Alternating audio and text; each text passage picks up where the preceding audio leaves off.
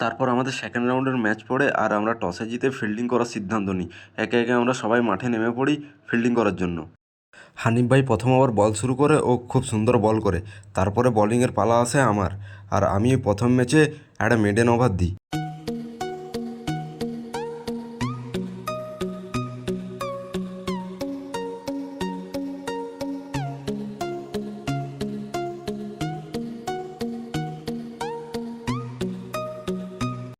রাহুলও খুব সুন্দর বল করে, কিন্তু তার পরের বলেই 4 খেতে আমি তাকে একটু জ্ঞান দিতে চলে যাই।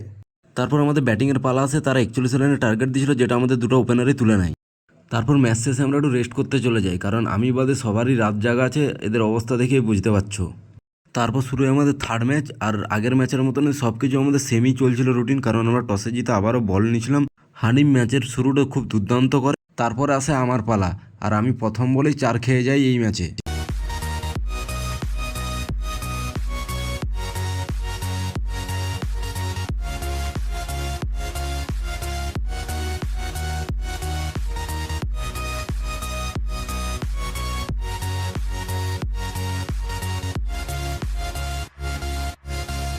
তারা আমাদেরকে 13 রানের টার্গেট দেয়, যেটা আমরা অনায়াসেই চেস করে ম্যাচটা জিতে যাই।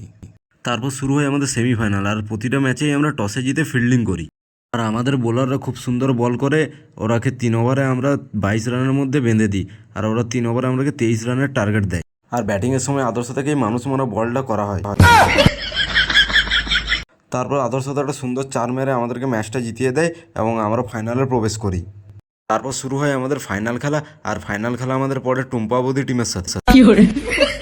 ফাইনাল খেলায় আমি একটু বাজে বল করি, বাকি দুটো বোলার খুব সুন্দর বল করে, যার কারণে তাদেরকে কম রানে বেঁধে দিই। তারপর শুরু হয় আমাদের ব্যাটিংয়ের পালা, যেখানে বুলেট ও আদর্শতা খুব সুন্দর ব্যাট করে, আর তাদের ব্যাটিংয়ের একটু নমুনা তোমরা দেখে নাও।